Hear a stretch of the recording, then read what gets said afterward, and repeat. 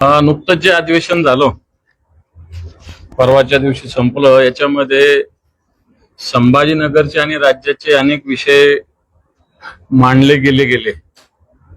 विशेषतः संभाजीनगरच्या पाणी पुरवठा योजना असेल, पढेगावचं घनकचरा प्रक्रिया प्रकल्प, पैठणचं संतपीठ, या नाकराचं मल्टी स्पेशालिटी हॉस्पिटल, या मराठवाडा वैधानिक विकास मंडळ, या विषयाबरोबरच मग राज्यस्तरावरचे विषय शिवभोजन केंद्र असेल, पोखरा योजना, शेतकऱ्यांचा वीज पुरवठा, अतिवृष्टीचं पॅकेज, कांदा खरेदी, त्याच्यानंतर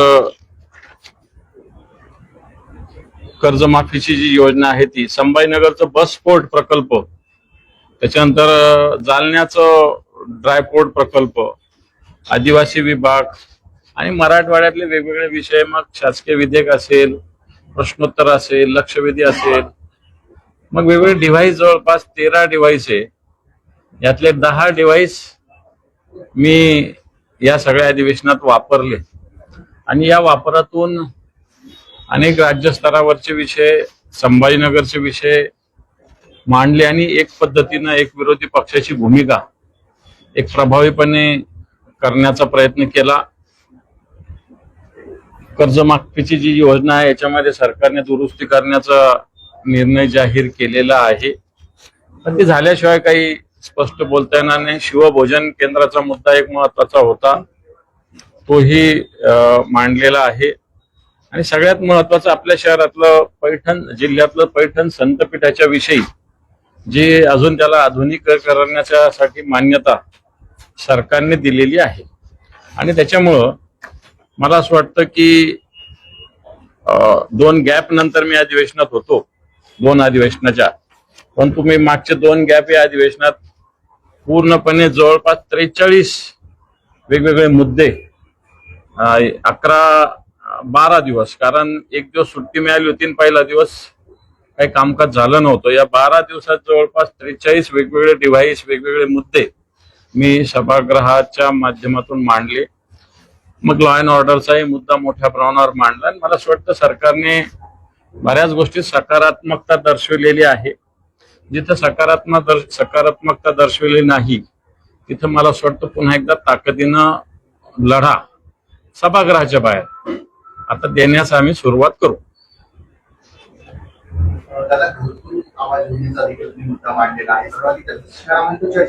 हो, घरकुलाचा जो मुद्दा आहे संभाजीनगरातला अतिशय महत्वाचा आहे. अनेक अर्ज त्याच्यात आले, परंतु त्याच्यात दलाल घुसलेले, विशेष म्हणजे सगळे सत्ताधारी पक्षाचे दलाल आहेत.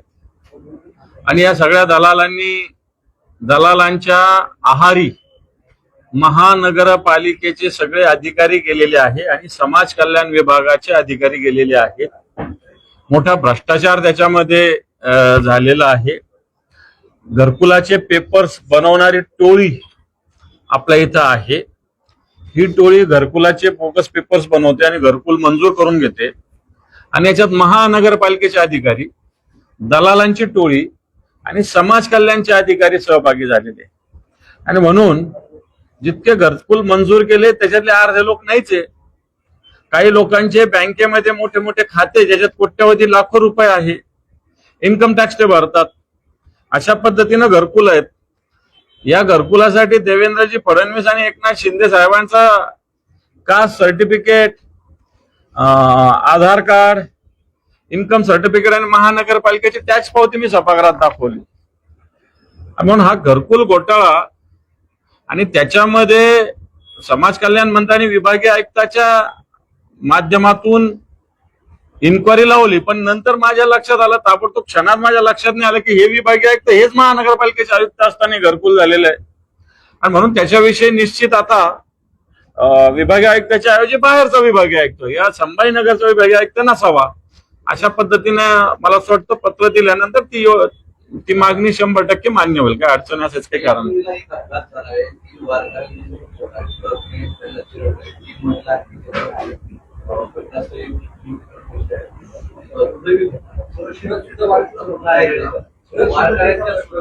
हे पहा, मला असं वाटतं आम्ही वारी सुरू व्हायच्या 2 दिवस आधीच ज्या पद्धतीनं मिसिंग लिंकवर घटना घडलेली होती त्या पद्धतीनं वारकऱ्यांच्या, कारण सरकारने सुद्धा आवाहन केलं होतं वारकऱ्यांनी देहूला किंवा आळंदीला येऊ नये, डायरेक्ट पुण्याला यावं.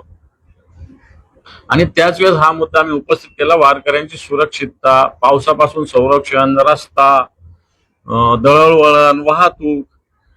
मला वाटतं जे नाही व्हायला पाहिजे ते झालेलं आहे. 3 वारकऱ्यांचा मृत्यू हा दुर्दैवी आहे. आणि याला हे आता कारण ही काही वारी काही अचानक असते का, तर वारी वर्षानुवर्ष आपली परंपरा आहे. त्याच्यामुळे इथं या सगळ्या वाहतूक याचे प्रश्न, याची जबाबदारी ही राज्य सरकारची. राज्य सरकार याला 100% जबाबदारी येतं सांगेल मी. आता मुख्यमंत्री जावं का उपमुख्यमंत्री जावं, जो बोन से गए वो हौद से नहीं आते.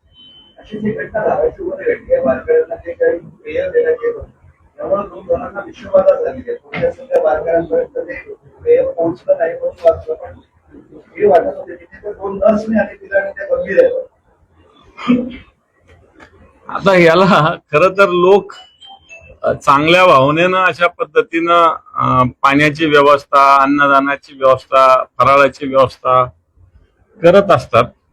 पण तो असं पेय मला असं वाटतं कशा पद्धतीनं बनवलं, कोणी बनवलं, जाणीवपूर्वक बनवलं की चुकून झालं. आता सरकारला याच्यावर सुद्धा लक्ष द्यावं लागेल, कारण पावसा पाण्याचे दिवस आहे. पाणी सुद्धा खराब होतं, अशा पद्धतीनं देणारं शरबत सुद्धा खराब होऊ शकतं. आणि त्याच्यामुळे मला असं वाटतं लक्ष फार बारकाईनं वारकऱ्यांच्या या सगळ्या दिंडीसाठी द्यायची आवश्यकता, असंच मला वाटतं.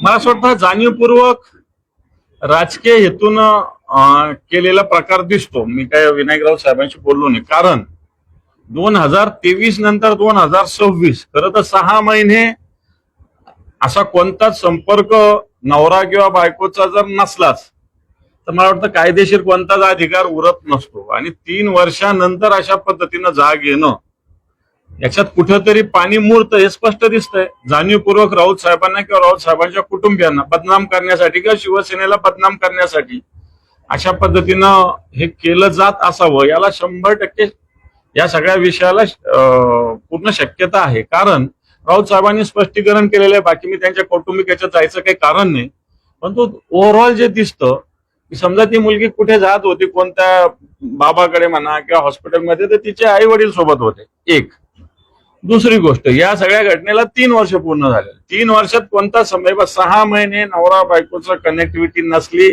तर कायदेशीर कोणताच अधिकार उरत नाही. असे तरी नाही उरत, बाकी गोष्टी उरू शकतात. बाकी मग पोटगीचा असेल, घटस्फोटाचा असेल, असे प्रकार उरू शकतात. परंतु बाकी कोणताही माझ्या माहितीप्रमाणे, माझं जे ऍज पर माय नॉलेज, असं कोणताही कायदेशीर अधिकार उरत नाही.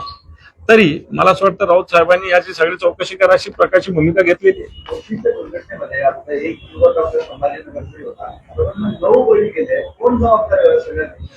नाही, याला एका एजन्सीला हे सगळं काम दिलेलं आहे. 2 कंपन्या आहे, मला त्या कंपनीचं नाव नाही लक्षात, पण एक DVG त्याच्यात एवढं मला माहिती आहे. आणि खरं तर या जी इमारत आणि हे जिथं कचरा आहे त्याच्यात 100 मीटरचा बफर झोन असला पाहिजे असा नियम आहे. 100 मीटरचा, तो 30 मीटरचा आहे तिथं. माझ्या माहितीप्रमाणे 100 मीटरचा बफर झोन मध्ये हे जे डम्पिंग आहे आणि कोणती इमारत असो त्याच्यात 100 मीटरचा बफर झोन असावा असं आहे. तिथं 30 मीटरचाच बफर झोन आहे एक. आणि याच्यात ज्या कंपन्यांना हे दिलेलं आहे त्यांनी प्रोसेसिंग सगळं उशिरा सुरू केलेलं आहे. ढिगारच कोसळलेला आहे. त्याच्यात पहिल्या माझ्या पण आला, म्हणजे किती उंच ढिगार गेला होता ते आपण त्याची कल्पना करू शकतो. मला वाटतं याला कंपनी आणि महानगरपालिका दोन्ही जबाबदार आहे. ज्या कंपनीला काम होतं ती कंपनी आणि तिच्यावर नियंत्रण ठेवणारी कॉर्पोरेशन, या 2 लोक याला जबाबदार आहेत, 2 संस्था याला जबाबदार आहेत. महाराष्ट्राचे मुख्यमंत्री देवेंद्र फडणवीस यांच्या नावे एक नवा विक्रम झालाय. सगळ्यात जास्त काळ मुख्यमंत्री ते राहिले आणि शरद पवारांचे विक्रम बोलून काढलाय त्यांनी. सगळे शुभेच्छा देतात. मला असं वाटतं रोज विक्रम करत असताना सगळ्यात जास्त भ्रष्टाचार त्यांच्याच काळात होतो, सगळ्यात जास्त घोटाळे त्यांच्याच काळात होतात, सगळ्यात जास्त कायदा आणि सुव्यवस्थेची अडचण त्यांच्याच काळात निर्माण होते. या पण गोष्टीकडे बघितलं पाहिजे. नुसता विक्रम जास्त दिवसाचा करण्यापेक्षा जास्त कार्याचा सुद्धा होण्याची आवश्यकता आहे. राज्यातील मागासवर्गीय विद्यार्थ्यांच्या वसती विभागाची प्रेरणा आहे आणि त्यांनी आता मंत्री असण्यासाठी आहे खर तर काय बोलावं त्या डिपार्टमेंट विषयी. साधं हॉस्टेलला गेलं तर पिण्याच्या पाण्याच्या व्यवस्था नाही, जेवण एकदम खालच्या क्वालिटीचं आहे, बिछाने नीट नाहीये. खरं तर माझ्याकडे जी माहिती, बिछाने घेतले गेलेले, मच्छरदाण्या घेतल्या गेलेल्या, उशा घेतल्या गेलेल्या, कुठंच त्या पोहोचलेल्या नाहीये, फक्त कागदावर आहे. या समाज कल्याण विभागाने, सामाजिक न्याय विभागाने ह्या खरेदी केलेल्या आहे, याचं टेंडर निघालेलं आहे, पण विद्यार्थ्यांपर्यंत हे पोहोचत नाही. कित्येक इमारती जीर्ण शीर्ण अवस्थेत आहे, त्याच्या दुरुस्त्या होत नाही, अधिकारी नाही बऱ्याच ठिकाणी. आणि म्हणून मला असं वाटतं सामाजिक न्याय खातं म्हणजे आता सामाजिक अन्याय खातं झालेलं आहे. कारण या खात्याचा निधी जेवढा येईल तेवढा दुसरीकडेच वळवला जातो. सामाजिक न्याय हा आत्ताच्या घडीला सामाजिक अन्यायाचं खातं झालेलं अशा प्रकारची स्थिती आहे आत्ताच्या घडीला. लाडकी बहीण पहिले बऱ्याच महिला बाहेर गेल्या होत्या आणि आता अजून एक 10-12 लाख महिलांचा वगळण्यात आलेला आहे. आता मोठा आकडा वगळण्यात आलेला आहे. हे पण राज्य सरकारला ही योजना परवडत नाही. आता रद्द तर करता येत नाही, मग एक एक टप्प्यात थोडे थोडे थोडे रद्द करा. आता मागच्या काळात 81 लाख महिला याच्यातून कमी झालेल्या आहे आणि आता 10-11 लाख कमी झालं म्हणजे जवळपास 1 कोटी कमी झालेले आहे. म्हणून राज्य सरकार मला असं वाटतं खर्च झेपवत नाही, म्हणून योजना रद्द करता येत नाही. म्हणून अशा पद्धतीनं काही ना काही KYC म्हणा, वेगवेगळे कारण देऊन महिलांची संख्या याच्यातून कमी करतं हे स्पष्ट आहे.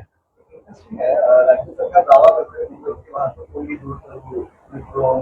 रस्त्यांचं जाळं मिळतं, त्यांच्याच मुंबई महाराष्ट्र उपमहापौर म्हणतात वाहतूक कोंडीमुळे कष्ट झाली आहे.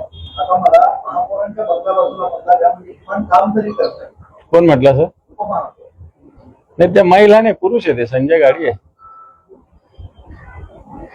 हे पहा, मुंबईचा वाहतुकीचा प्रश्न आहे. मला वाटतं गाडी याला राहतात, दहिसरकडे राहतात, त्या साईडला राहतात.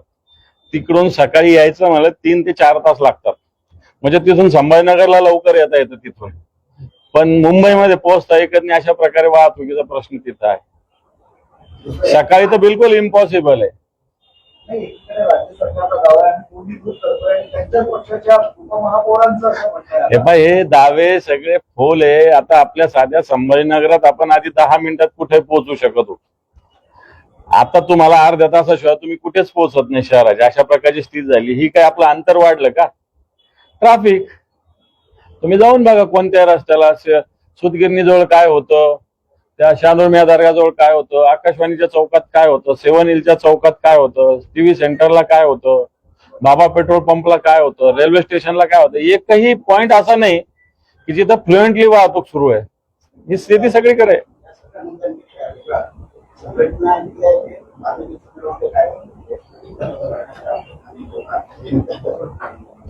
हे होतंय. आता आजच सगळ्या 9 विधानसभेच्या बैठका आहे आमच्या आता थोड्याच वेळात, आणि जे खालच्या स्तरावरचं ते हळूहळू आमचं चालू आहे.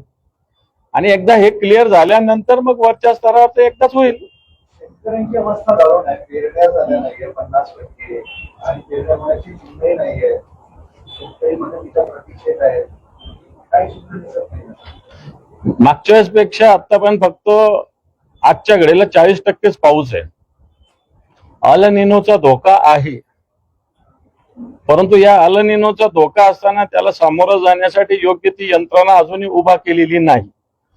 उलट जी 40% पेरण्या झाल्या, पेरण्या ज्या होत आहेत त्याच्यातही बी बियाण्यामध्ये फसवणुकीचे मोठे प्रकार समोर येत आहेत आणि दुर्दैवाने त्याच्यात खाजगी कंपन्यापेक्षा सरकारी कंपन्या सुद्धा सहभागी आहेत. त्याच्याविषयी मी मुंबईला 14-15 तारखेला बोलणार आहे. परंतु याच्यात सरकारच्या ज्या बी बियाण्याच्या कंपन्या या सुद्धा याच्यामध्ये सहभागी आहेत. खरं तर सरकारने आता या घडीला शेतकऱ्यांना पूर्णपणे आधाराची आवश्यकता आहे. मुंबईत जरी अतिवृष्टी झाली असेल तर उर्वरित महाराष्ट्रामध्ये, विदर्भ असेल, मराठवाडा असेल, इथं पावसाचं प्रमाण 40%वरच आहे. अजूनही टँकर सुरू आहेत. पण याच्या सामोरं जाण्यासाठी सरकारने प्रभावी यंत्रणा उभी करण्याची आवश्यकता आहे. नाक्यावर एक अपघात झाला. नेत्याचा वाढदिवसाचा खूप मोठा बॅनर फुटवर रिलीजवर लावतो. एक पॉइंट आणि त्याच्या खाली एक माणसाचा मृत्यू झाला. कोणता नाका? मुंबईचा मुंबईचा 3 हात. कोणालाच सोडावं. बिनहात नका. आता खरं तर मग तसं पाहायला गेलं तर आपल्या संभाजीनगरात चांगली स्थिती आहे. एवढी वाईट स्थिती ठाणे, नवी मुंबई आणि मुंबईमध्ये, म्हणजे हे कबूल करायला काय हरकत नाही अशा इनलिगल होर्डिंगच्या विषयी.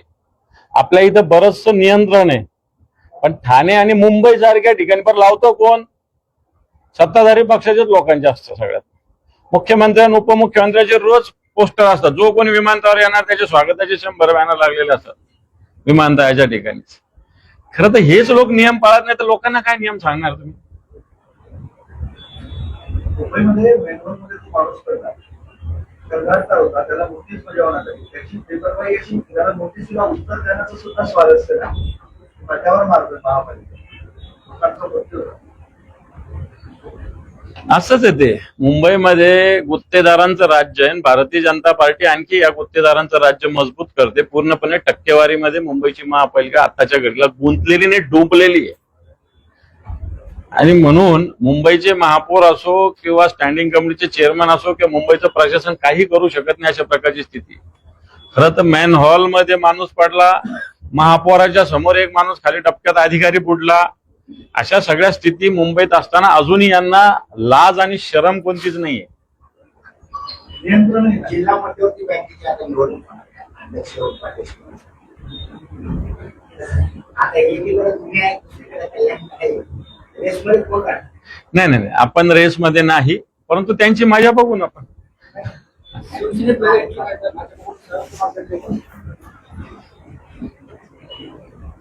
अजून माझ्याशी तरी कोणी काही चर्चा केलेली नाही. मला असं वाटतं माझा बॅलन्सिंग रोल राहील असं मला तरी वाटतं.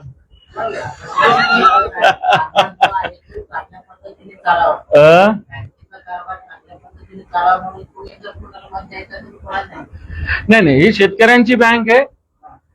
एक शेतकरी विषयातलाच माणूस याच्यात अध्यक्ष झाला पाहिजे असं माझं स्पष्ट मत. ज्याचं नाव चर्चेत आहे त्यांचं ते समजणार आहे. मी काय बोललो? मी कोणत्या नावाविषयी काहीच बोललो नाही. बँक शेतकऱ्यांची आहे, शेतकऱ्यांचंच राज्य, शेतकऱ्यांचंच त्या ठिकाणी चेअरमन झाला पाहिजे असं मला तरी वाटतं. बाकी नंतर पाहू, अजून 20 तारीख लांब आहे, ते काय आदल्या दिवशी ठरेल सगळ्या गोष्टी.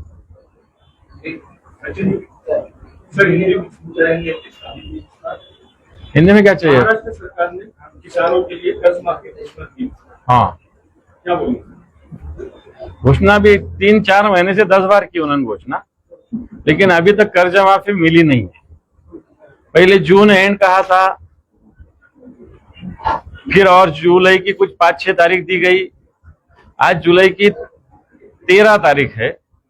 अभी जो एग्रीकल्चर मिनिस्टर है उनका कल स्टेटमेंट मैंने पढ़ा सुना, वो कहते हैं कि जुलाई एंड तक होगी. लेकिन अभी इसमें उन्होंने कुछ बदलाव लाया, तो बदलाव लाने का मतलब ये है कि और ये महीना भर लंबी हो जाएगी, इसका समय और महीना भर के लिए बढ़ेगा. मैं समझता हूँ इसकी वजह से किसानों को कर्जा नहीं मिला है. सही देखे जाए तो जून जुलाई महीने में किसानों को कर्जे की जरूरत रहती, उस कर्जा किसानों को नहीं मिल सका. कल छत्रपति संभाजी नगर में जो है राष्ट्रवादी कांग्रेस की ओर से, एनसीपी की ओर से कर्ज माफी की जो घोषणा हुई है उसका स्वागत किया गया, और साथ ही शरद पवार ने भी जो है ट्वीट किया है उस बारे में कि केंद्र सरकार का स्वागत करते हैं महाराष्ट्र सरकार का. तो कुछ हवा बदलती नजर आ रही है. जल्लोष भी मनाया गया है. ऐसा नहीं, अभी मिला ही नहीं 1 रुपया, तो क्या जल्लोष मनाए? अभी 1 रुपया मिला नहीं तो जल्लोष क्या मनाए? जिस दिन मिलेगा उस दिन देखेंगे, लेकिन उसको जल्लोष क्या जरूरत है? उसके लिए समाधान व्यक्त कर सकते, जल्लोष की थोड़ी जरूरत है उसको. लाडकी बहन योजना में पिछली बार 80 लाख लाभार्थी को कट कर दिया गया, अब उसमें 12 लाख और ऐड कर दिए गए, टोटल 92 लाख हो चुके हैं लाभार्थी कट हो चुके हैं.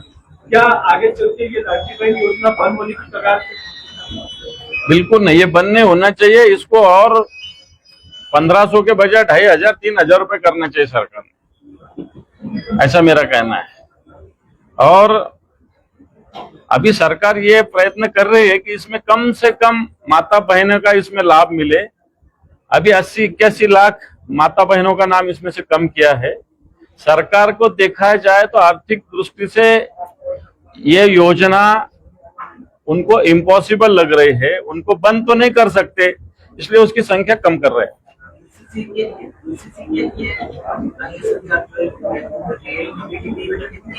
क्या के लिए? यूजीसी के लिए? यूसीसी यूनिफॉर्म सिविल हाँ, वो हो गया ना, फिर वो हो गया। उसके लिए कमेटी की है, अगले दिसंबर के सेशन में आने वाला है, उसकी कमेटी की है, देसाई कमेटी उसमें की है सरकार ने। जो यूनाइटेड सिविल कोड जो है, ये अपना समान नागरिक कायदा, उसके लिए मैं समझता हूँ क्या आता है उसमें देखेंगे, बाद में बात करेंगे। अभी आया ही नहीं तो उस पर क्या बात करनी। रामदास अठवले ने कहा है कि 15 जो शिवसेना के विधायक विरोधी शिवसेना के विधायक है वो शिवसेना में आना चाहते हैं। अच्छा, ठीक है, अच्छा उन्होंने कहा। सर, सुप्रीम कोर्ट ने कहा है कि एक मामले में जो है, आपराधिक मामले में विदेशी नागरिक की जमानत याचिका के विरोध करने पर महाराष्ट्र को कड़ी फटकार सुप्रीम कोर्ट ने लगाई है और कहा है कि हम जनता के सामने आपकी पोल खोल देंगे। सुप्रीम कोर्ट ने महाराष्ट्र सरकार पाटिल की कैसे? पाटिल ना, पाटिल विदेशी नागरिक है। वो विदेशी ही पाटिल, मेरे मालूमात के हिसाब से पाटिल नाम है उनका, वो इंग्लैंड के नागरिक है और उनको अपने सरकार ने अरेस्ट किया था बहुत दिन जोड़ा ने। बाहर के देश के नागरिक को ऐसा हम नहीं रख सकते, ये रूल है। मैं समझता हूँ सुप्रीम कोर्ट ने सही किया है। सर, रामदेव बाबा का एक बयान अभी आया है। रामदेव बाबा ने कहा है कि जल्द ही भारत हिंदू राष्ट्र बनने जा रहा है, किसी को चिंता करने की जरूरत नहीं है क्योंकि हमारे जो पूर्वज थे वो सनातनी थे, ऐसा उनका बयान है। रामदेव बाबा ये बोल रहे तो किसने रोका है उनको?